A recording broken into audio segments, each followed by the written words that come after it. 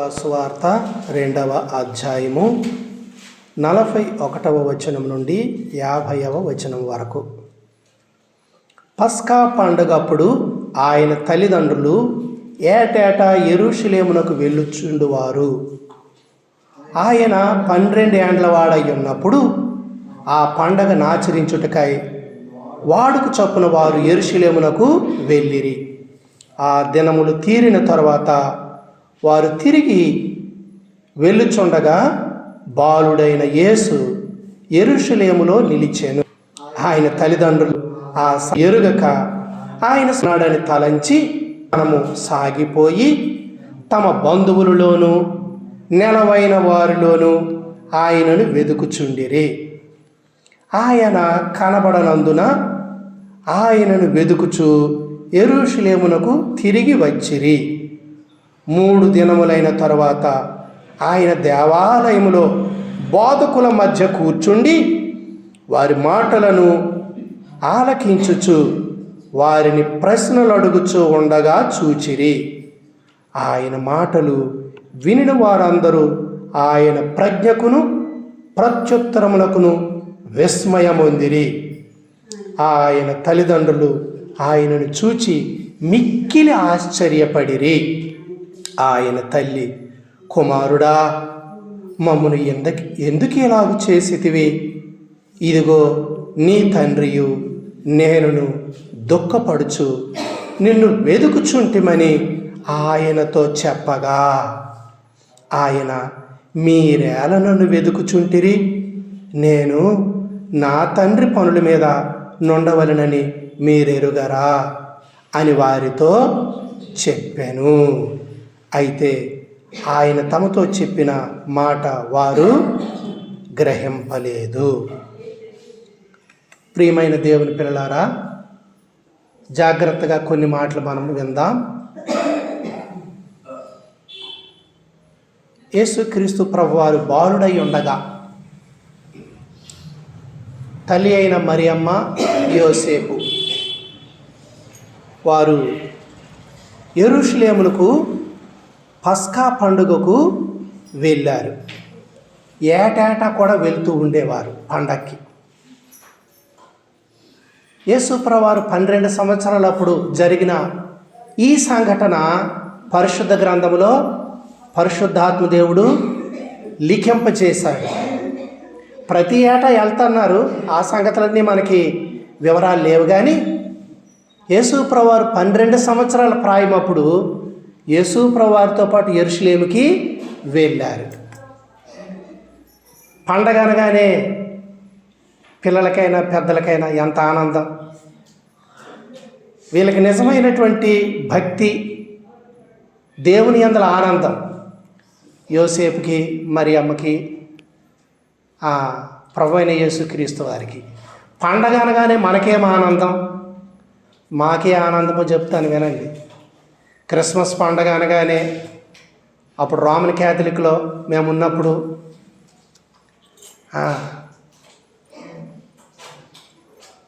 అప్పుడు ఏ సినిమాలు రిలీజ్ అయినాయి, ఏ సినిమాలు ఈ థియేటర్లో ఆడుతున్నాయి ముందు చూసుకొని వెళ్ళి పండగంటే సరదా, కొత్త బట్టలు సరదా, లేకపోతే కొత్త సినిమాలు వస్తున్నాయి సరదా, ఇలాగుండేది పండగ మరి వాతావరణం. తల్లిదండ్రులు కొత్త బట్టలు కొనాలన్నా వారికి కష్టమే. వారికి లేకపోయినా పిల్లలకి ఏవో 2 వస్త్రాలు కొనిపెట్టి వారికి ఆనందింప చేయడానికి చేసేటటువంటి విధానం. పండగ అంటే అందరికీ సంతోషం. క్రిస్మస్ అనగానే మరి పల్లెటూరుల్లో, పట్టణాల్లోనైతే డిసెంబరు 1వ తారీఖు నుండే ఆ క్రిస్మస్లు జరిగిస్తూ ఉన్నారు.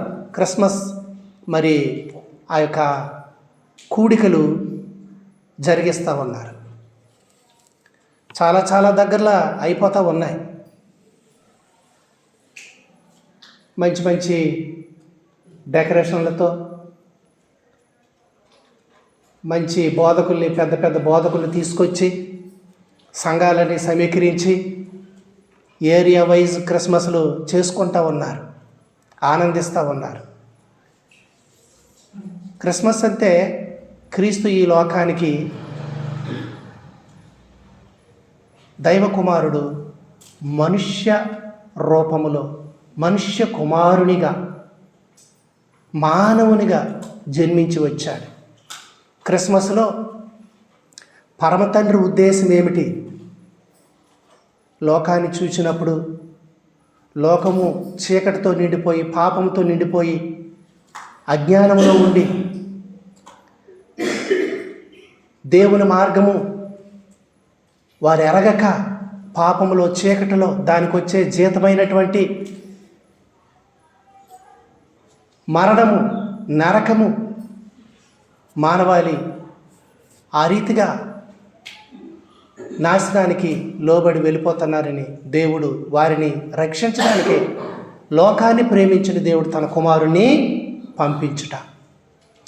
కాబట్టి దైవత్వాన్ని విడిచిపెట్టుకొని మానవునిగా రావడం అంటే చలికి, ఎండకి, వేదనకి, బాధలకి గురవడం అంటే దేవదేవుడు తన ప్రియమైన కుమారుణ్ణి ప్రభువైన యేసుక్రీస్తుని ఈ లోకానికి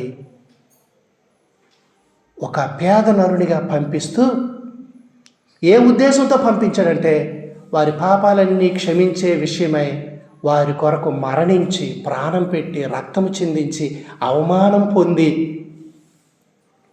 మనుషులు చూడనొల్లవానిగా అయిపోయి, మానవులు అతన్ని లక్ష్యపెట్టక తిరస్కరించేవారిగా, తృణీకరించేవారిగా అలాగూ చేయబడ్డానికి పరమ తండ్రి అప్పగించాడు. అది తండ్రి మనస్సు.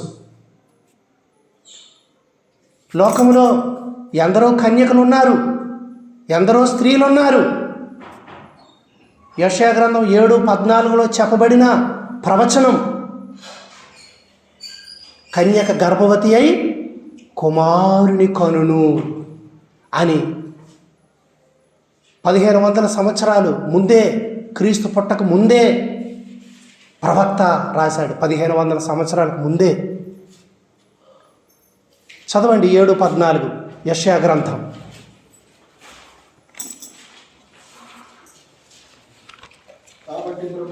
కాబట్టి ప్రభువు తానే ఒక సూచన చూపును. ఆలకించండి. కన్యక గర్భవతి అయి కుమారుని కని అతనికి ఇమ్మానుయేలుని పేరు పెట్టును. ఇమ్మానుయేలు ఆ పేరుకి అర్థం ఏమిటో కింద రాసి ఉంది. దేవుడు మనకు తోడని అర్థము. అంటే దేవుడు తోడై ఉండడానికి ఇక్కడికి వస్తున్నాడు. ఎవరికి అంటే యేసు ప్రభువారి జన్మ మనం చూసినప్పుడు, ప్రియమైన దేవుని పిల్లరా, సత్రములో స్థలం లేదు, బిడ్డను కని ఎక్కడ చోటు లేకపోతే పశువుల పాకలో పెట్టి పొత్తుగుడ్డలు చుట్టి 4 గోడలు లేవు, చలి, ఆ పసికందుని ఆ యొక్క చీకటి వేళ, చలికాలం ఆయన మనకెవ్వరికీ లేదు కదా అంత దీనావస్థ. నీకంటే నీ సృష్టికర్త ఈ లోకానికి వచ్చినప్పుడు ఎటువంటి పరిస్థితి ఆయన అనుభవించాడో చూడండి. గబ్రియేలు మరియమ్మ దగ్గరికి వచ్చినప్పుడు ఆమెకి ఈ శుభవర్తమానం తీసుకొచ్చినప్పుడు, దయాప్రాప్తురాలా నీకు శుభము, నువ్వు దేవుని దయ పొందావు. ఏమిటి ఆ దేవుని దయ? ప్రియమైన దేవుని పిల్లలారా, లోకరక్షకుడు దైవకుమారుడు నీ గర్భవాసాన పుడతాడు. నువ్వు గర్భము ధరించి కుమారుని కంటావు. యెషయా 7:14 ప్రవచనము నీ ద్వారా నెరవేరుతుంది. ఈ మాట చెప్పినప్పుడు ఆమె తొందరపడింది. నేను పురుషుని ఎరగని దానిని, ఇది ఎలాగ సాధ్యం అంటే, దేవుని కుమారుడు పుట్టడానికి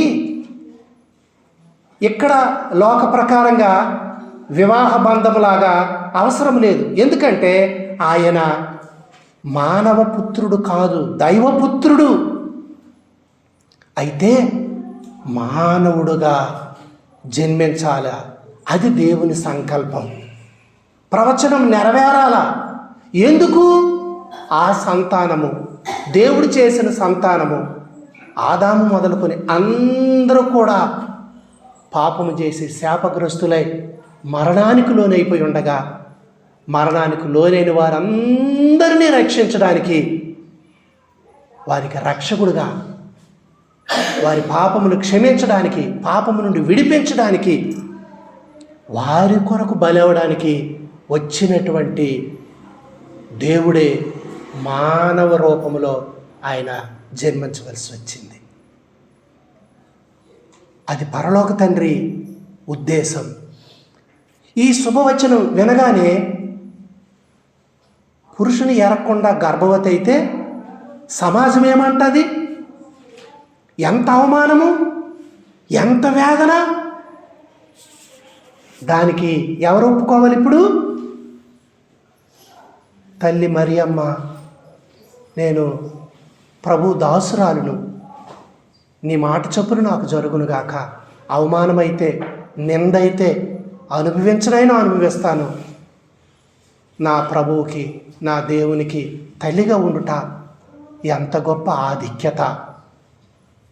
ప్రదానం చేయబడింది. అయితే వివాహం తరువాతే ఆ యూదుల యొక్క కలయిక, దాంపత్యం. కానీ ప్రధానమప్పుడు ఇంకా వివాహం కాలేదు. ఈ యొక్క శుభవచనము చెప్పినప్పుడు విశ్వాసంతో ఒప్పుకోయింది. అంటే అవమానము, నిందకి సమాజం ఏమన్నా సరే దైవ సంకల్పం నెరవేర్చడానికి తను తాను అప్పగించుకోయింది. ప్రియమైన దేవుని పిల్లారా, ఇది ఆమెకు మాత్రమే తెలుసు. అయితే కొద్ది రోజులకి ఆమె యొక్క పరిస్థితి చూసిన యోసేపుకి ఆశ్చర్యమేసి, ఈమె గర్భవతి, ఈమెను రహస్యంగా వదిలేసి నేను వెళ్ళిపోతాను, ఎందుకంటే ఈమెని వీధిలో పెట్టి నేను వెళ్తే ఆమెను రాళ్ళతో కొట్టి చంపుతారు, కాబట్టి పొరపాటు నా మీదే ఉంటుంది అనుకుంటారు, నేను వెళ్ళిపోతాను రహస్యంగా విడిచిపెట్టి అని అనుకున్నాడేమో బహుశా. కానీ ఎప్పుడైతే ఆ అనుమానం యోసేపుకి వచ్చిందో, దేవదూత మరల ఎవరికి? స్వప్నమందు యోసేపుకి కనబడి, నీకు ప్రదానం చేయబడిన కన్యక, నీకు కాబోయే భార్య మరియమ్మను నీవు విడిచిపెట్టకు, పరిశుద్ధాత్మ వల్ల గర్భవతిగా ఉంది ఆమె, పుట్టబోయే శిశువు దేవుని కుమారుడు, నువ్వు జాగ్రత్తగా చూడాలంటే. అప్పుడు ఇది ఎంత భాగ్యము, ఇది దేవుని కార్యం అని చెప్పి యోసేపు నీతిమంతుడు గనుక తాను కూడా దేవుని సంకల్పంలో నెరవేర్చడంలో భాగమయ్యాడు. చూడండి, క్రిస్మస్ అంటే అందరికీ ఆనందము, సంతోషము కదా. కానీ పరమ తండ్రి ఏ ఉద్దేశంతో తన కుమారుని పంపించాడు? పాపులు రక్షించడానికి తన కుమారుని సిలువ మరణానికి పంపిస్తున్నాడు మానవ అవతారంలో. అది తండ్రి మనస్సు. ఆ రక్షకుని నవమాసాలు మోసి ఈ లోకానికి ఇవ్వడానికి ఎంతో వేదన తల్లి మరియమ్మ పొందాల. వీటన్నిటినీ మనం ఆలోచించంగానే యేసు ప్రభువారు పుట్టారు అని చెప్పి ఏం చేస్తాము? గంతులు వేస్తాము, పండగ చేస్తాము, ఆనందిస్తాము. నేను మతంలో ఉన్నప్పుడైతే ఎంత ఆనందమో, పెద్ద పశువుల పాక కట్టేవాళ్ళు, బోర్లూది పెట్టేవాళ్ళు, మంచి లైటింగ్స్ పెట్టేవారు, బొమ్మలు పెట్టేవారు, యోసేపు, మరియమ్మ, బాలయేసు అని. తర్వాత ఆవులు, ఎద్దులు, దూడలు, అంటే పశువుల పాక కదా, అవన్నీ చక్కగా చేసేవాళ్ళు. అవన్నీ చేసి అక్కడ పెట్టేవారు. ప్రియమైన దేవుని పిల్లారా, ఎంతో ఆకర్షణగా అక్కడికి వెళ్ళి ఆ లైట్లు మెరుస్తూ ఉంటుంటే ఆ పశువుల పాక దగ్గరికి వెళ్ళి మోకరించి చేతులు జోడించి ప్రార్థన చేసిన దినాలు ఆ దినాల్లో. అయితే ఇటువంటి క్రిస్మస్ యొక్క పూర్తి అర్థం తెలియదు. తండ్రి ఎందుకు కుమారుని పంపించాడో తెలియదు, వాళ్ళు ఎంత వేదన పడ్డారో తెలియదు. మనకైతే ఆనందం, సంతోషం. ఆ క్రిస్మస్ సందర్భంగా విలేజ్లు అంటే ఏం చేసేవాళ్ళు ఏవో ప్రోగ్రాలు, డ్యాన్సులు, కొందరైతే ఏకంగా రికార్డింగ్ డ్యాన్సులు, పిండి వంటలు, కొత్త బట్టలు, ఈ ఆనందాలు, సంతోషాలు. కానీ రక్షకుని రాక, పుట్టుక ఎందుకొరకు క్రైస్తవ లోకం ఎరగలేనటువంటి ఆ పరిస్థితి, దుస్థితి. యోసేపు మరియమ్మలు ప్రభువుని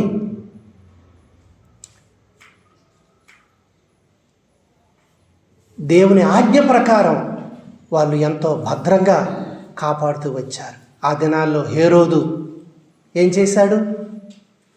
జ్ఞానులు వెళ్ళి యూదులు రాజుగా పుట్టినవాడు ఎక్కడా పూజించడానికి వచ్చినామంటే, ఆ హేరోదు గొప్ప క్రూరుడు, యూదురాల్ని చేసుకున్నాడు.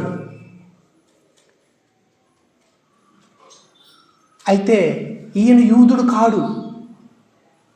యూదులు ఇతన్ని గౌరవించే వాళ్ళు కాదట.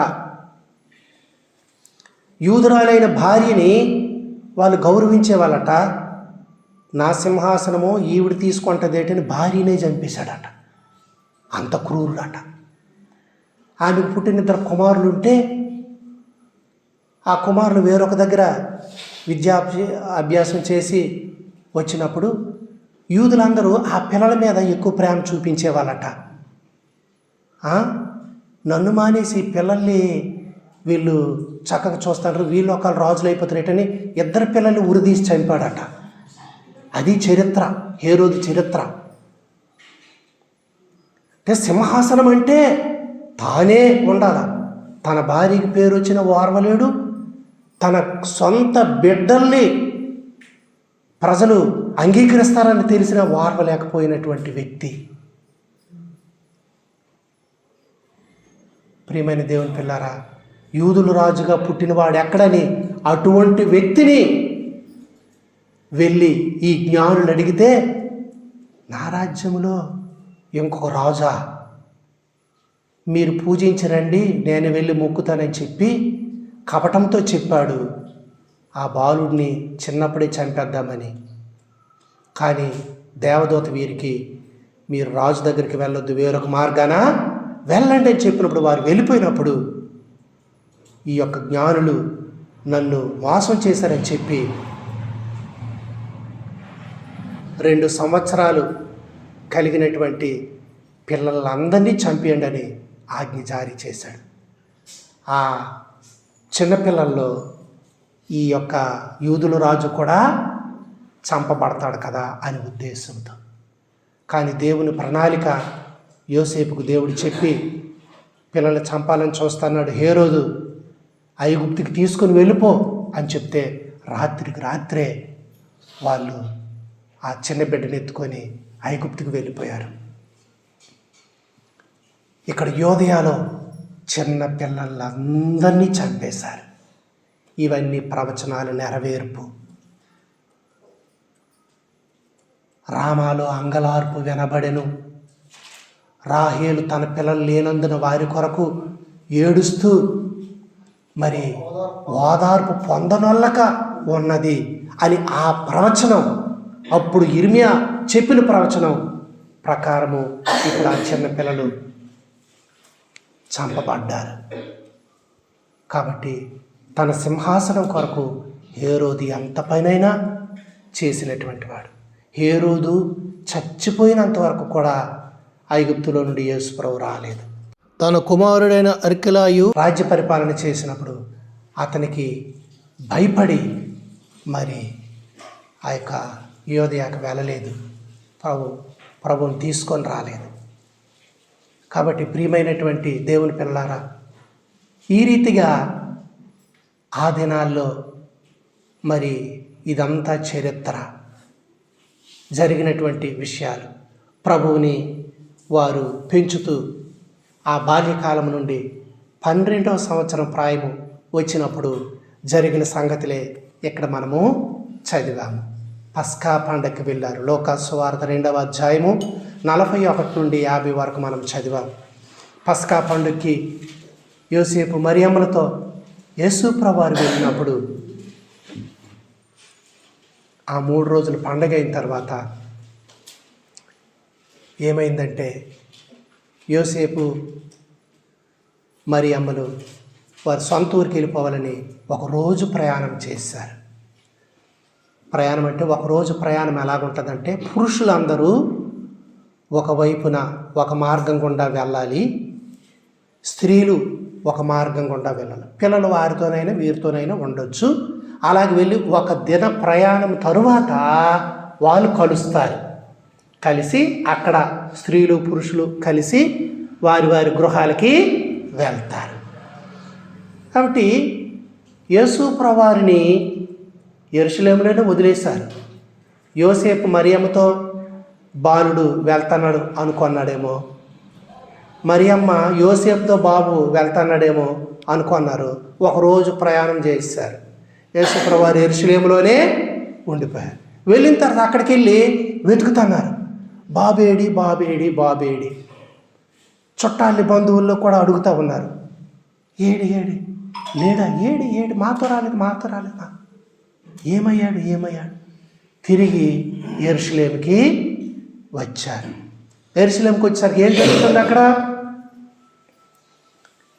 మరి బోధకుల మధ్య దేవాలయంలో కూర్చొని వారి మాటలు ఆలకించి వారికి తిరిగి ప్రశ్నలు అడుగుతున్నాడట. అది చూశారు వీళ్ళు. వెళ్ళి ఆయన మాటలు వినిన వారు అందరూ కూడా ఆయన యొక్క జ్ఞానానికి, ఆయన వాళ్ళు వేసిన ప్రశ్నలకు ఆయన ఇచ్చిన జవాబులకి ఆశ్చర్యపోతున్నారట. కాబట్టి తల్లి తండ్రులు ఇద్దరు అక్కడికి వెళ్ళి ఆశ్చర్యపడ్డారు ఆ దృశ్యం చూసి. ఆయన తల్లి, కుమారుడా మమ్మెందుకు ఇలాగ చేశావు? నీ తండ్రి నేను దుఃఖపడ్డాం, ఏడ్చాము, నిన్ను వెదికాము, నీవెక్కడా కనబడలేదు. మరలా ఒక దినం నడిచాము, మరొక దినం మరలా పట్టింది ఇక్కడికి వచ్చేసరికి. ఈ 2 రోజులు అయిపోయింది. ఎందుకు ఇలా చేశావు అని అంటే 49లో ఆయన, మీరేళ నన్ను వెతుకుచుంటిరి, నేను నా తండ్రి పనుల మీద ఉండవలనని మీరెరుగరా అని వారితో చెప్పాను. నా తండ్రి పనుల మీద ఉండాలి. దేవదూత మరియమ్మకి చెప్పింది, పుట్టబో శిశువు దైవ కుమారుడు. యోసేపుకి దేవదూత మరి కలలో చెప్పడం యోసేపుకు తెలుసు. ఎప్పుడు కూడా నువ్వు దైవ కుమారుడు, దేవదూత ఇలాగ చెప్పింది అని ప్రభువుకు వాళ్ళు ఎప్పుడు చెప్పలే. దైవ కుమారుడు 12 సంవత్సరాలు అయినప్పుడు ఆ లేఖనాలు ఆ బోధించే వారి మధ్య, బోధకుల మధ్య ప్రశ్నలు వేస్తున్నాడు.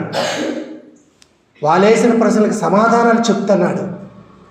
తల్లిదండ్రులు వచ్చి, మమ్మల్ని ఎందుకు ఇలా బాధ పెట్టావు, మాతో ఎందుకు రాలేదంటే, నా తండ్రి పనుల మీద నేను ఉండాలని మీకు తెలియదా అంటున్నాడు.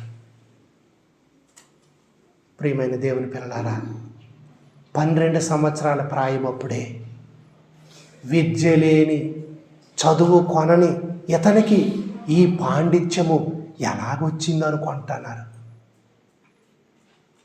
యేసు ప్రభువారు తిరిగి తల్లి తండ్రితో నజరేతుకు వెళ్ళి ఆయన 30వ సంవత్సరం వరకు వారికి లోబడి బ్రతికాడు. ఒక దైవ సేవకుడు ఇలా చెప్పాడు,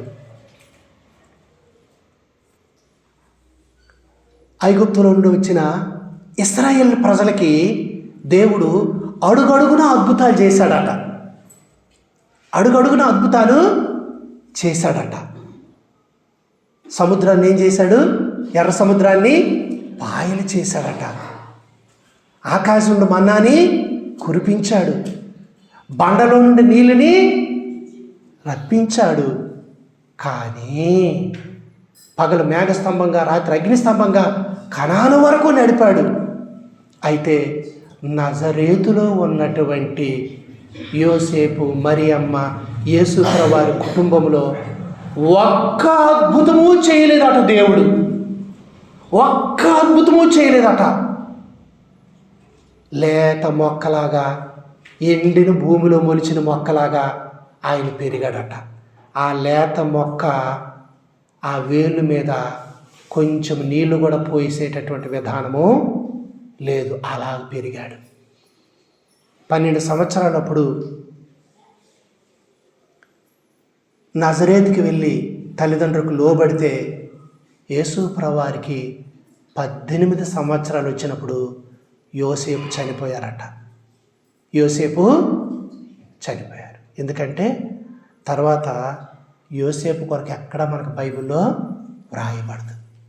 18వ సంవత్సరం నుండి 30వ సంవత్సరం వరకు యేసుప్రభు వారు ఆ ఊరు చుట్టుపక్క ఊర్లు వెళ్ళి వడ్రంగి పనికి కావలసిన కర్రలు, ఎవరెవరికి ఏ పని కావాలో అవి తెచ్చి పెట్టించుకొని సొంతగా తన చేతులతో పని చేసి వాళ్ళకిచ్చి వచ్చిన దాంతో మరియమ్మను, తర్వాత యోసేపు మరియమ్మను కొన్నటువంటి సంతానాన్ని ఆయన పోషించాడు 30వ సంవత్సరం వరకు.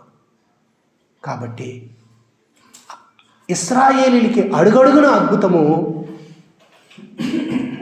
నజరేతులో ఉన్న కుటుంబానికి ఒక్క అద్భుతము కూడా లేదు. ఒక పేద నరునిగా పుట్టి పెరిగి శ్రమపడి కష్టము, దుఃఖము, వేదన, కుటుంబంలో సమస్యలు అవన్నీ కూడా తన జీవితంలో ఎరిగినవాడు.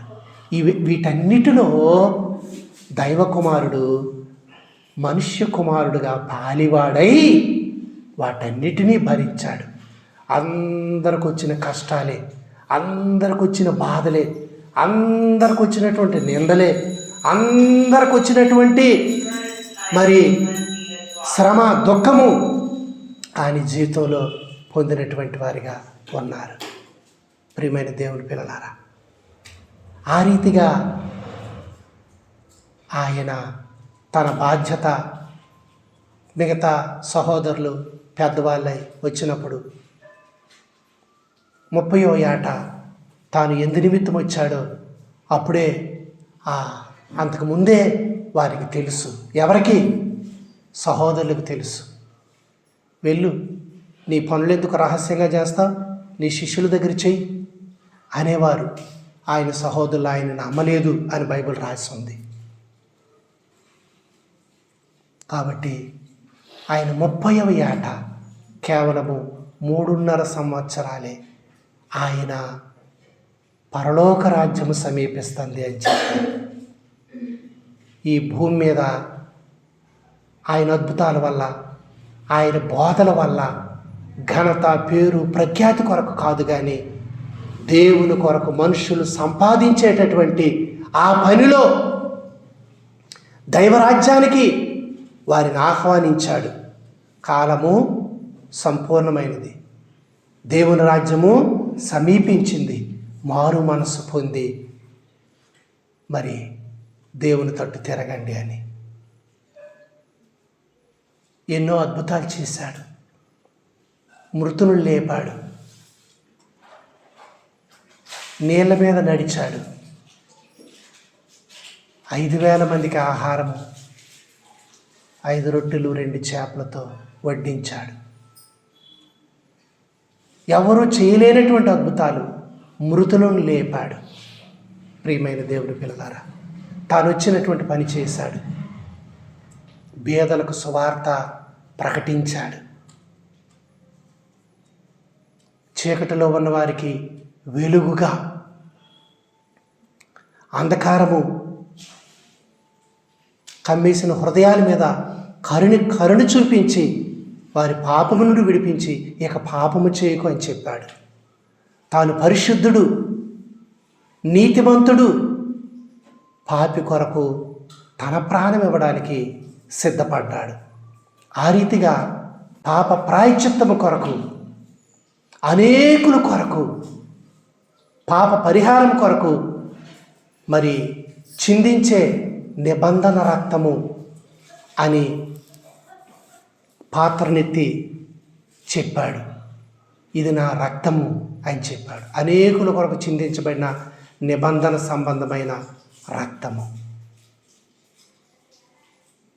నేను మరణించి 3వ దినాన్ని తిరిగి లెగుస్తాను అని చెప్పాడు. ఈ దేవాలయాన్ని పడగొట్టండి, 3 దినాలు లేపుతాను అని ప్రభువు చెప్పాడు. తండ్రి ఎదుట మీకు నివాసాలు ఉంచాను, నేను వెళ్తున్నాను, ముందు నేను మరలా వస్తాను, మీరు సిద్ధపడండి అని చెప్పాడు. నా దగ్గరే మిమ్మల్ని ఉంచుకుంటాను, మరలా వచ్చి నేను మిమ్మల్ని తీసుకొని వెళ్తాను, ఆయత్తపడండి అని చెప్పాడు ప్రభు. ప్రియమైనటువంటి దేవుని పిల్లలారా, ఆయన ప్రకటించినటువంటి అపోస్తులు కూడా ఎరగము అని చెప్పారు. పేతురు బొంకాడు, తోమా నేను నమ్మను అని చెప్పాడు. అటువంటి వాళ్ళు వారి ప్రాణాలు ఇవ్వడానికి ముందుకొచ్చారు. ప్రభువు కొరకు శ్రమను పొందడానికి, అవమానం పొందడానికి, నిందన పొందడానికి, ప్రాణం ఇవ్వడానికి వాళ్ళు వెనుకంజ వేయలేదు. అపోస్తుల కార్యములు 5వ అధ్యాయము 41వ వచనం, ప్రభు పేరిట గొప్ప అద్భుతం చేశారు. పుట్టినది మొదలుకొని కుంటివాణ్ణి దేవుని నామములో, ప్రభువు నామములో, యేసుక్రీస్తు నామములో నడిపించినప్పుడు వాళ్ళు ఒకటే సాక్ష్యం ఇచ్చారు, మా శక్తి చేత, మా భక్తి చేత ఇది మేము చేయలేదు. మీరు తృణీకరించిన ఇశ్రాయేలు ప్రజలారా, మీరు సిలువ వేసిన యేసుక్రీస్తు ప్రభువాని నామము పేరిటే వీడు నడుస్తున్నాడు. మా శక్తి, మా భక్తి వల్ల కాదు. అమ్మో, యేసు ప్రభు పేరిట వీళ్ళు కూడా ఎంత అద్భుతాలు చేస్తున్నారు, ఆయన ఎన్నో అద్భుతాలు చేశాడు, వీళ్ళు కూడా అద్భుతాలు చేస్తున్నారు, ఏం చేయాలి వీళ్ళని అని చెప్పి మహాసభ ఎదుట, అంటే రచ్చబండ మీద పెట్టి ఊరందరూ దొమ్మిగా వచ్చి వారిని ఏం చేశారంటే గద్దించి, బెదిరించి, ఈ నామాన్ని బట్టి, యేసు నామాన్ని బట్టి బోధించారో మీకు కఠినమైన శిక్ష ఉంటుంది అని బెదిరించారు. 5వ అధ్యాయం 41వ వచనం చదవండి. ఆ నామము కొరకు, యేసు ప్రభువారి నామము కొరకు అవమానము పొందినందుకు పాత్రులుగా మేము చేయబడ్డామా? యేసయ్య మా కొరకు తన ప్రాణం పెడితే, సిలువను మోస్తే, అవమానం పొందితే, నిందలు పొందితే, పరమ తండ్రి తన కుమారుని మా కొరకు ప్రాణమివ్వడానికి అప్పగిస్తే, కన్న తల్లి మరియమ్మ ఎన్ని వేదనలు వచ్చినా వాటన్నిటిని అనుభవించడానికి ఆమె కూడా ఇష్టపడితే, ప్రభు తన జీవితంలో యూదులు ఎన్నోసార్లు చంపజూస్తే దయ్యము పట్టినవాడు అన్నారు, సమరయుడు అన్నారు. ఆ మనుష్యుడు పాపి, పుట్టుగుడ్డువాడిని బాగు చేస్తే ఆ మనుష్యుడు పాపి అన్నారు. ఆ గుడ్డివాడు అన్నాడు, ఆయన పాపియో కాడో నాకు తెలియదు, నేను గుడ్డివాడును, ఆయన వల్ల చూపు పొందుతున్నాను. ఆ గుడ్డివాడు అంటున్నాడు పరిసయ్యులతో, పాపి అయిన మనుషుడు గుడ్డివారి కన్నులు తెరవగలడా అంటున్నాడు. నువ్వు గుడ్డివాడిగా పుట్టి మాకే బోధిస్తావా అంటున్నారు. ఆ గుడ్డివాడు ప్రభువే నన్ను బాగు చేశాడని చెప్పినందుకు సమాజం నుండి వెలివేశారు. వెలివేసి అండి, నేను గుడ్డివాడును, ఆయన వల్ల నేను ఇప్పుడు చూస్తున్నాను. కాబట్టి వెలివేస్తానని ప్రభువుకు తెలిసి ప్రభువు తను కనపరుచుకొని, నీవు చూపు పొందావు, ఇక పాపము చేయకు, జాగ్రత్త అంటే, ప్రభువా నీవెవరు? నీవు చూచుచున్న నేనే ఆయనను, నేనే నిన్ను బాగు చేసిన ప్రభువును. కాబట్టి ఎంతో ఆనందించాడు, ప్రభువును హత్తుకొన్నాడు, ప్రభువు కొరకు జీవించాడు.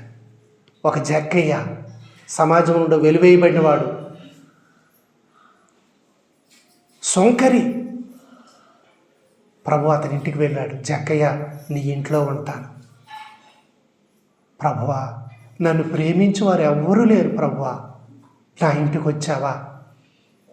ప్రభు అన్నాడు. ప్రభు ఆ ఇంట్లో అడుగుపెట్టినప్పుడే జక్కయ్య నోటంట మాటలు వచ్చేస్తానాయి. ప్రభువా, ఎవరి దగ్గర నేను అన్యాయంగా తీసుకున్నాను వారికి 4 అంతులు ఇచ్చేస్తానయ్యా. ప్రభు అన్నాడు, ఇతడు అబ్రహాము కుమారుడే, నేడు ఈ ఇంటికి రక్షణ వచ్చింది. ప్రభు ఎక్కడ అడుగు పెడితే అక్కడ ఆ ఇంటికి రక్షణ, ఆ మనుషులు మార్పు చెందారు, స్వస్థత పొందారు. దైవ జీవము ఆయనలో నుండి, మరి ప్రభావము ఆయనలో నుండి ప్రవహించింది. అనేకులు బాగుపడ్డారు, మారు మనసు పొందారు. పాపులైన అనేకులు వారి పాప జీవితాన్ని విడిచిపెట్టారు, ప్రభు బాటలోకి వచ్చారు, ప్రభు కొరకు సాక్షులయ్యారు. ఒకప్పుడు పాపులని ముద్ర వేయబడి సమాజం ద్వారా ఏసటించబడ్డారు. ప్రభువు నమ్మిన తర్వాత ప్రభువు నమ్మినందుకు వారు హింసించబడ్డారు, అయినా ప్రభువు కొరకు వాళ్ళు జీవించారు. కాబట్టి క్రీస్తు కొరకు నిలబడడం అంటే, క్రిస్మస్ పండగలు ఏవైనా ఆనందం అంటే, ప్రియమైన వాళ్ళారా, శరీర సంబంధమైనవి, లోక సంబంధమైనవి కాదు. ప్రభు ఎక్కడుంటాడు? యెషయా గ్రంథం 57:15 చదివినట్లయితే, మహాఘనుడు, మహోన్నతుడు, నిత్య నివాసి అయిన దేవుడు ఎక్కడుంటాడు? చూడండి, పరిశుద్ధుడు, నిత్య నివాసి అయిన వాడు ఎలాగూ సెలవిచ్చుచున్నాడు, నేను మహోన్నతమైన పరిశుద్ధ స్థలములో నివసించువాడు. దేవుడు నివసించే స్థలం ఏదట? మహోన్నతమైన పరిశుద్ధ స్థలమే. ఎందుకంటే ఆయన మహాగణుడు, మహోన్నతుడు, పరిశుద్ధుడు, నిత్య నివాసి. ఆయనను వినయము గల వారి ప్రాణమును ఉజ్జీవింప చేయుటకు, నలిగిరి వారి ప్రాణమును ఉజ్జీవింప చేయుటకు, వినయము గల వారి యొద్దను, దీన మనస్సు గల వారి యొద్దను నివసించుచున్నాను. ఈ భూమి మీద దేవుడు నివసించే చోటు ఒకటి ఉంది. ఉంటే ఆ మహోన్నతుడైన దేవుడు మరి ఉన్నత మహోన్నత పరిశుద్ధ స్థలమే ఆయన నివసించేది. లేకపోతే ఎక్కడ వినయము దీన మనసు గలవారు ఉంటారో వాళ్ళ యొద్ద ఆయన నివసిస్తాడు. అహంకారులుగా, గర్విష్ఠులుగా నీ జీవితంలో ఎలాగుంటాడు? కాబట్టి ఉన్నత మహోన్నత పరిశుద్ధ స్థలములో ఉండేవాడు ఈ భూమి మీదకి వచ్చి ఎక్కడ నివసిస్తాడంటే, వినయము గలవారి యొద్ద, దీన మనస్సు గలవారి యొద్ద నివసిస్తాను. ప్రియమైన దేవుని పిల్లారా, దేవుడు ఈ భూమి మీద నివసించే స్థలం అదే. కాబట్టి నీ జీవితం మార్చుకొని, తగ్గించుకొని, పాపం ఒప్పుకొని, ఆయన కనికరం పొంది, వినయము దీన మనసుతో నీవు బ్రతికితే క్రీస్తు నీలోనే ఉంటాడు. 11:29 మత్తయి సువార్త, నేను సాత్వికుడును దీన మనస్సు గలవాడును గనుక మీ మీద నా కాడి ఎత్తుకొని నా యొద్ద నేర్చుకొనుడి. ఆయన కాడి నీ మీద పెట్టుకుంటావా? దీన మనసు గలవాడు ఆయన. గర్విష్ఠులు మనము, అహంకారులు మనము. దేవుడు గర్విష్ఠులని త్రోసివేసి దీనులకు ఆయన కృప అనుగ్రహించేటటువంటి వాడు. గర్వ హృదయులు యెహోవాకు హేయులు అని వ్రాయబడతా ఉంది. ప్రియమైన దేవుని పిల్లలారా, క్రీస్తు నీలో ఉండాలంటే నీవు దీనుడు దీనురాలువు కావాలా. ఇంతవరకు అటువంటి జీవితం నువ్వు లేకపోతే క్రీస్తు నీలో నివసించలేడు. క్రీస్తు నీలోకి రావాలంటే అటువంటి జీవితం నీకు కావాలి. మరొక 20 రోజులు ఉందా క్రిస్మస్. కాబట్టి క్రిస్మస్ ఆరాధనకు వచ్చినప్పుడు ప్రియమైన దేవుని పిల్లారా, ఒక కథ ఈ వాట్సాప్లో పంపించారు. ఏమిటంటే, ఒక గ్రామంలో క్రిస్మస్ పండుగ చక్కగా చేసుకుంటున్నారట. చేసుకుంటుంటే భారీగా ఆ యొక్క డీజేలు పెట్టి శబ్దాలు చేస్తున్నారు, పాటలు. అందరూ ఆనందంగా ఉన్నారు. ఆ లైటింగ్తో అలంకరించారు చర్చిని. యవనస్తులు అక్కడ సంతోషిస్తున్నారు. ఓ పేద రైతు పశువులు తోలుకొని ఏదో ఒక బస్తా భుజం మీద వేసుకొని తోలుకొని వస్తున్నట్ట. బాబు ఏటి హడావిడి అని అడిగాడట. అడిగితే మెరీ క్రిస్మస్ అన్నాడట ఒక ఆయన. హ్యాపీ క్రిస్మస్ అన్నాడట ఇంకొక అబ్బాయి. అంతే ఏంటి బాబు అంటే, కేక్ కట్ చేసి పంచుకుంటామన్నాడట ఒక అబ్బాయి. కాదురా, బిర్యానీ వండుతామన్నాడట ఇంకొక అబ్బాయి. ఏమిటో అనుకొని ఆ రైతు ముందుకి వెళ్ళిపోయాడట. అంటే క్రిస్మస్ అంటే ఆ యవనస్తులకి తెలియదు.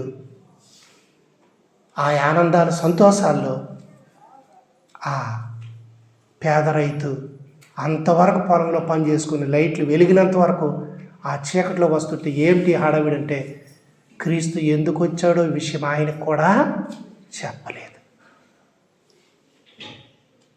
పరలోకంలో దేవదూత అంత లైటింగు అంత సంబరంగా ఉన్నది. నేను ఒకసారి వెళ్ళి చూసి వస్తానని ప్రభు దగ్గర సెలవడ్డాకి వెళితే, హృదయంలో ఉన్నది ప్రభు తెలుసుకొని, నువ్వు వెళ్తావా, వెళ్ళు చూసిరా అని చెప్పాడట ప్రభు. నా మనసులో ఉన్నది ప్రభు తెలుసుకొని పంపించాడు అనుకుని వేగం వచ్చి ఈ దృశ్యాలన్నీ చూసి కలవరపడుతున్నట్టు దేవదూత. పిండి వంటలతో బిజీగా ఉన్నారట. కొత్త బట్టలు టైలర్ దగ్గరికి వెళ్ళి ఇంకా అది తీసుకురా అంటున్నారట. పోనీ సరేలే, ఇవన్నీ ఎలా జరుగుతున్నాయి, దేవుని కొరకు ఏం పట్టుకెళ్తారో, దేవుని మందిరానికి వెళ్ళినప్పుడు ఏం చేస్తారో అని దేవదూత చూస్తూ ఉంటే ఆడవాళ్ళందరూ చీరల పోటీ ఆట. మందిరానికి వెళ్ళి ఒకరి చీర ఒకరు చూస్తానరట, ఒకరి చీర ఒకరు చూస్తానరట. చీర పట్టుకుని ఇలాగ నడుపుతానరా, ఎంత ఇది అంటానరట. పెద విరుస్తానరట కొంతమంది గర్వంగా మొక్కలు ఉన్నాయట, నా చీరే బాగుంది. ఇవన్నీ దేవదూత చూస్తున్నాడు. అయ్యో, పండగని చెప్పి ఎంత వ్యర్థంగా వీరి శరీరాలు మనస్సుతో వీళ్ళు జీవిస్తూ ఉన్నారు అని ఒకరికొకరు విశేష చెప్పుకుంటున్నారట. ఒకరికొకరు బహుమానాలు ఇచ్చుకుంటున్నారట. ప్రభువుకి ఏమి తెచ్చారు అంటే వాళ్ళ హృదయాల్లో ఏమీ లేదట. లోకానుసారమైన మనస్సే. వారు పెట్టెలు విప్పి బంగారు సాంబ్రాణి బోలములు అర్పించారు. మరి వీళ్ళేం అర్పిస్తారంటే వారి హృదయాలు కపటంతో, వేషధారణతో, అపవిత్రతతో నిండిపోయింది. ఇవన్నీ చూసి ఒక నిట్టూర్పు, ఒక కన్నీరు విడిచి దేవదూత, అయ్యో, నా ప్రభువు కొరకు వీళ్ళు ఏమీ చేయలేదే, ఏమీ తీసుకొని రాలేదే, వీళ్ళ కొరకు వీళ్ళే వీళ్ళు క్రీస్తుకి వారి హృదయంలో చోటు లేదు, కానీ పండగ చేస్తున్నారు. ఆ క్రీస్తు ఎవరో లోకానికి చాటడం లేదు, వీళ్ళు పండగ చేస్తున్నారని చెప్పి నిట్టూరుస్తూ తిరిగి పరమునకు వెళ్ళిపోయాడట. ప్రియమైన దేవుని పిల్లలారా, దేవునికి మన హృదయంలో చోటు లేక, జీవితంలో ఆయనకు చోటు ఇవ్వక, ఇమ్మానుయేలనగా దేవుడు మనకు తోడు, శ్రమ వస్తే ఏమి దేవుడు అన్నాం, కష్టం వస్తే ఏమి దేవుడు అన్నాం. ఆయన భూమి మీద ఎన్ని కష్టాలు పడినా నీకు మట్టుకు సుఖాలు కావాలి. నీ సిలువను నీవెత్తుకోవు, ఆయన వెంట నీవు నడవు. ఆయన కొరకు అవమానం అంటే భరించవు, ఆయన కొరకు నిందంటే అక్కడ నువ్వు కనిపించవు. నిన్ను పొగిడే వారి దగ్గర, నిన్ను ఘనపరిచే వారి దగ్గరే నువ్వు ప్రత్యక్షమవుతావు. ఆయన కొరకు ఈ భూమి మీద నువ్వు నీ సాక్ష్యమేటి, నువ్వు పొందిన శ్రమేటి? నీ కొరకు పరమును విడిచిపెట్టి త్యాగం చేశాడు తన ప్రాణాన్ని ప్రభు, నిన్ను జీవింప చేయడానికే. కాబట్టి ఈ త్యాగాలన్నీ మనకి కనబడలేదు, కానీ ఆనందాలు, సంతోషాలు లోక సంబంధమైనవి. మీ పండుగ ఎప్పుడు? మీ పండుగ ఎప్పుడు? అన్యులు అడుగుతారు, మీ పండుగ కావాలా? మీ యేసు ప్రభు పండుగ కావాలా? ఎప్పుడు? మరేంటి చెయ్యరా? ఇదేంటి పండుగ నాడు సైలెన్స్గా ఉన్నారు? ఏం పండగ? ఒక ఆత్మ మారు మనసు పొందితే అప్పుడే పరలోకంలో పండగ. విరిగి నలిగిన హృదయం కలిగి ఉంటే ప్రభువు నీలో ఉంటాడు, నీకు పండగ. నీ జీవితంలో, నీ శ్రమలో, నీ కష్టంలో, నీ ఇబ్బందులు నీకు తోడుగా ఉంటాడు. క్రీస్తు నీతో ఉండడమే పండగ.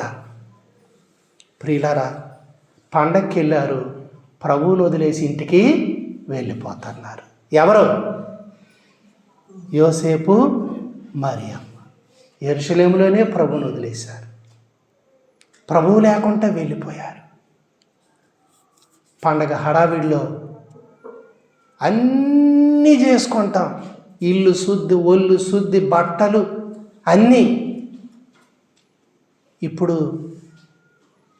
ఇవన్నీ ఒకప్పుడు పేద కుటుంబాల్లో పండగంటే సరదే, కానీ ఆ పిల్లలకి బట్టలు తీయడం కూడా తల్లిదండ్రులకి కష్టమయ్యేటటువంటి పరిస్థితులు. వాళ్ళని ఏదో సంతోషింపచేసి వాళ్ళకి ఏం లేకపోయినా పండగ అయిపోయింది, చక్కగా అయిపోయింది అని సంతోషించేటటువంటి అవన్నీ కూడా చిన్నతనంలో చూశాం. ప్రియమైన దేవుని పిల్లలారా, క్రీస్తు మనస్సు ఎక్కడుంది? క్రీస్తు జీవం ఎక్కడుంది? సంఘములో క్రీస్తుకు చోటు ఎక్కడుంది? మన పరిస్థితి మార్చుకోవాలా.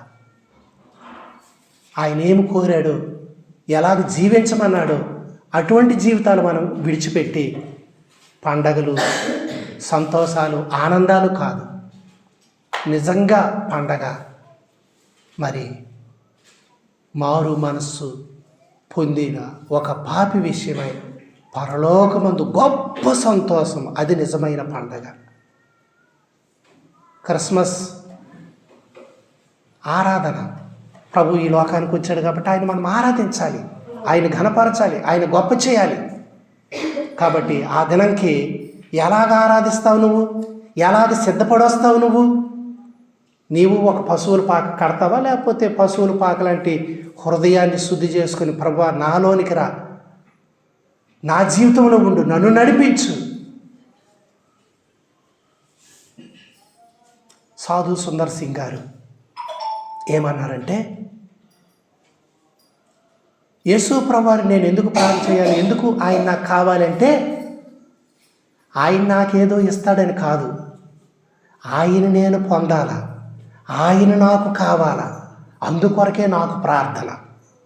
మనకు ప్రార్థన యేసు ప్రభు దగ్గరికి వస్తే నువ్వు ఎన్ని పరలోకం విడిచిపెట్టు, అవమానం పొందు, నువ్వు ఏమైనా చెయ్యి, ఏమైనా అయిపో, అవమానకరమైన మరణం, మనుషులు తృణీకరించబడిన వానిగా ఎలాగైనా అయిపో, నేను అడిగినవన్నీ నాకు ఇవ్వు, నీలాంటి జీవితం భూమి మీద నాకొద్దు, దేవుని పిల్లలమంటే ఘనతగా ఉండాలి కదా, గొప్పగా ఉండాలి కదా, దేవునికి మహిమ రావాలి కదా.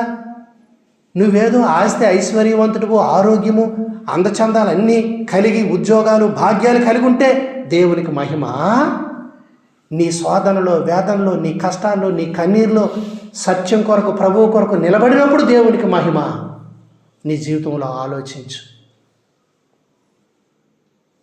ఎవ్వరికీ లేదు, దేవుడు నాకు ఈ స్థితి ఇచ్చాడు, ఆయన నామానికి మహిమ అనుకుంటున్నావా? నీకంటే భాగ్యవంతులు ఉన్నారు దేవుణ్ణి ఎరగకపోయినా. కాబట్టి ప్రియమైన దేవుని పిల్లారా, క్రీస్తు యేసు కలిగిన మనస్సు, ఆయన పేదనరునిగా, దీనునిగా, ఆయన ఆకలి కొన్నాడు, వేదన పడ్డాడు, ఆయన శ్రమల పొందాడు. ప్రియమైన దేవుని పిల్లారా, యోసేపు, మరియమ్మ, యేసు ప్రభువారి ఉన్నప్పుడు ఆ కుటుంబంలో ఒక్క అద్భుతమైన లేదు. ఆ పశువుల పాక నుండి ఒక సాధారణమైన పేదరికపు జీవితం. బిడ్డ పుట్టి దేవాలయంలో ఆ పేరు పెట్టవలసి వచ్చినప్పుడు గొర్రెపిల్లని అర్పించాల, కానీ పేదవాళ్ళు కనుక 2 గోవాలు తీసుకొని వెళ్ళారు. అంతే, పేదవాళ్ళు అవే తీసుకొని వెళ్తారు. ఈ లోకంలో అటువంటి జీవితం ప్రభు జీవించాడు. యేసు ప్రభువారి మానవ జీవితము కంటే, మానవుడిగా ఈ భూమి మీద నివసించే జీవితం కంటే నీ జీవితం ఎన్ని రెట్లు గొప్పది. అవునా కదా? ఒప్పుకుంటారా లేదా? ఒప్పుకుంటారా లేదమ్మా? కానీ నువ్వు సనుగుతావు, గొలుగుతావు, ప్రభువుని నిందిస్తావు.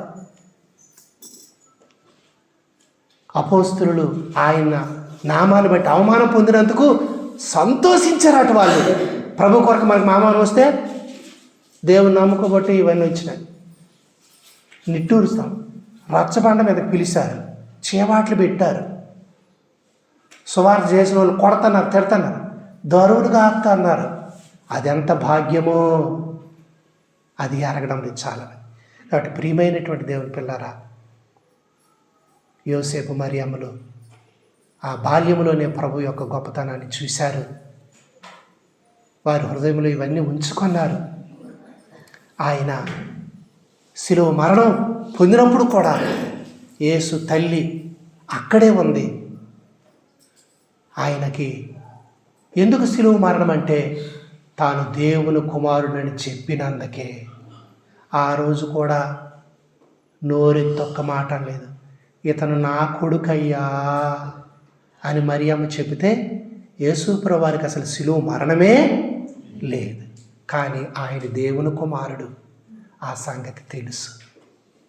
ప్రియమైన దేవుని పిల్లలారా, నరరూపములో దేవాది దేవుడు తను తాను తగ్గించుకొని వస్తే నరులమైన మనము హెచ్చించుకొని దేవునికున్న అభిప్రాయం మనం కలిగి ఉంటాం. ఎంత భయంకరం! అందుకే ప్రభు తన్ను తాను తగ్గించుకునేవాడు హెచ్చించబడతాడని చెప్పాడు ఈ భూమి మీద. ఆయనే మన జీవితంలో హెచ్చాలి, మనం ఎప్పుడు కూడా తగ్గాలి. అప్పుడే దేవుడు నీలో నాలో ఆయన నివసిస్తాడు. ఈ యొక్క పండగలు చుట్టుపాటు చేసుకుంటున్నారు. ప్రియమైనటువంటి దేవుని పిల్లరా, నీవు ఏ రీతిగా క్రీస్తుని ఆరాధిస్తావు? పండగతోనా నీ హృదయాన్ని సిద్ధపరచుకొని నీ కష్టంలో, నీ నష్టంలో, నీ శోధనలో నమ్మకంగా దేవుని కొరకు నిలబడి, శ్రమ అయినా, బాధ అయినా, ఇబ్బంది అయినా, ఆ శ్రమలు పరలోక తండ్రి మనస్సెరిగి, యోసేపు మరియమ్మల మనస్సెరిగి, అపోస్తుల మనస్సెరిగి, ప్రభువు మనస్సెరిగి, క్రీస్తు యేసు కలిగిన ఈ మనస్సు నీవు నేను కలిగి ఉండి దేవుడు మన జీవితంలోనే ఉండాలా, మన ద్వారా మహిమ పొందాలా. అప్పుడే నిజమైన ఆనందము, నిజమైన సంతోషం పరమ తండ్రికి. ప్రభువు మన యందు ఆనందిస్తాడు. నిజమైన ఆరాధన ద్వారా, మరి సువార్త లోకానికి ప్రకటించుట ద్వారా, క్రీస్తుని మనము కలిగి ఉండుట ద్వారా ఆనందించే ఆనందమే నిజమైన క్రిస్మస్ ఆనందం. అంతే, పండగ యొక్క ఆనందం. ఆనందంతో వెళ్ళారు, ప్రభువు లేకుండా వెళ్ళిపోయారు, తిరిగి ప్రభువును తీసుకొని వెళ్ళారు.